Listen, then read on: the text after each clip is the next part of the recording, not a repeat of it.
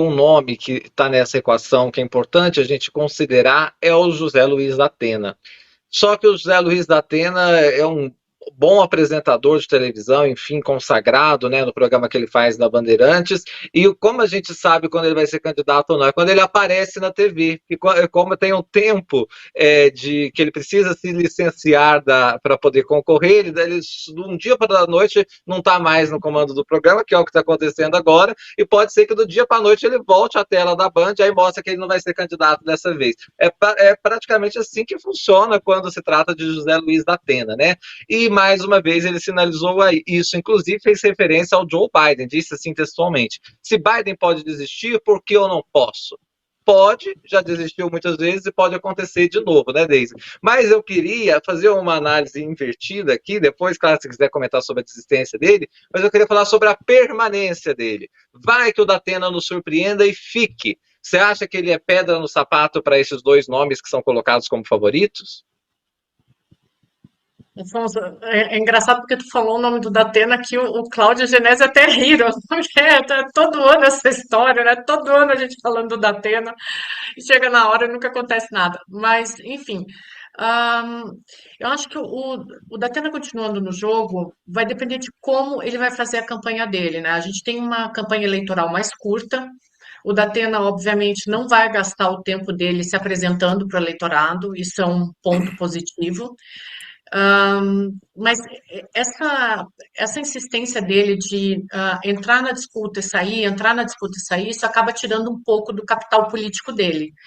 Mas a gente tem um ponto para considerar, que eu acho que é muito importante em relação à política brasileira, né? O Genésio estava falando aqui, eu estava ouvindo ele, estava percebendo que ele estava citando muito aqui algumas noções de sociedade do espetáculo, Guy Debord, o Schwarzenberg, a própria Naomi Klein, né? Então, o personagem político ele percebe o que o eleitor quer e ele se traveste naquele eleitor e naquele político. E a gente está vivendo, e para mim é esse o ponto que eu acho que pode centralizar a disputa e tirar um pouco o Ricardo Nunes.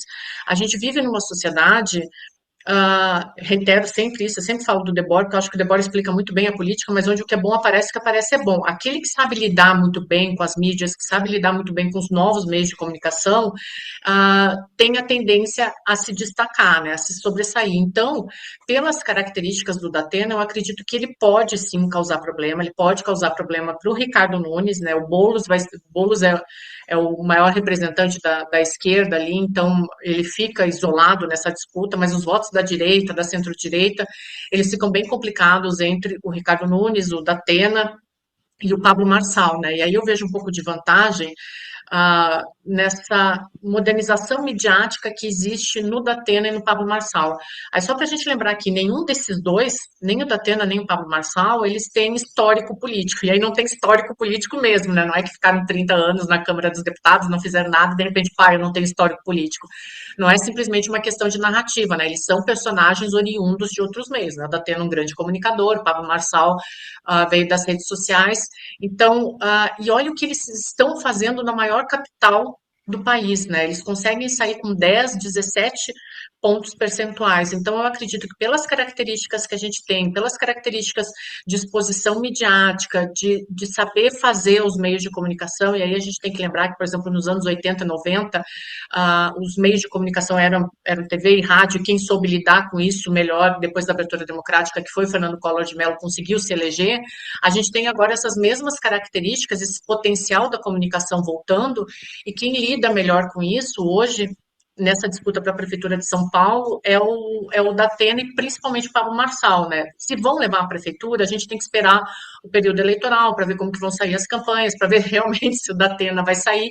Mas aí, voltando um pouquinho aqui, só para fazer uma comparação, em 2022, Jair Bolsonaro levou a eleição muito por saber dominar essas mídias sociais, por saber dominar as redes. E o bolsonarismo, um dos motivos de ascensão dessa direita, dessa extrema-direita no mundo inteiro é justamente o domínio dessas redes, né? Então, eu acredito que o Datena pode incomodar, sim, Se ele mantiver o pulso firme, mantiver a postura, entrar realmente como político e não ficar nessa de, tô fora, agora eu não sei mais o que eu quero, ficar mudando a postura porque isso desgasta o capital político dele, eu acho que pelas características da sociedade que a gente tem hoje, ele pode incomodar. Como está incomodando o Pablo Marçal, que surgiu do nada e pá, 10 pontos percentuais nas pesquisas. Eu falo isso assim, a gente faz comentários de política, né, o tempo todo. Gente, eu comento do Pablo Marçal e parece que as pessoas enlouquecem, assim, é um fenômeno. Então, a gente não pode menosprezar esses personagens que sabem lidar com os meios de comunicação, que sabem lidar com as redes sociais. Então, respondendo, Afonso, pode incomodar, Tatena pode incomodar sim. E você sabe, desde que eu também tenho muita rejeição a não levar a sério alguns personagens. É que o próprio Datena não nos permite também levar muito a sério, porque se você coloca ele no cálculo com toda a seriedade, depois ele sai, e aí como é que faz, né? Então É, ele fora é um cálculo que tem que ser feito mesmo para quem leva ele a sério, porque ele mesmo não se leva tão a sério assim ao desistir. Ele fica com muito medo, né, professor Cláudio Couto, de ser sacaneado na política, que ele não confia dos políticos, mas então você fala assim, ele não vai sair nunca, né? Porque nos próprios partidos há uma complexidade ali de pessoas que apoiam, que não apoiam. O próprio Pablo Marçal está vivendo isso, não é? Com o PRTB ali, não sabendo se vai mesmo colocar o nome dele na disputa. Aí eu queria adicionar uma pimenta a essa história, que existe um outro nome chamado Celso Russomano. Esse não está disputando não, viu, gente? Só para vocês saberem. Mas é um nome que sempre se colocou também. Esse disputou bem, na verdade, mas nunca levou. Mesmo porque ele vai, como é que se diz? Perdendo tração ao longo do caminho. Uma figura extremamente popular, mas nunca levou um cargo executivo, como ele teria vontade de que acontecesse. Tem uma analogia entre Celso Russomano e Datena. O medo de Datena é desidratar, como desidrata Celso Russomano em candidaturas?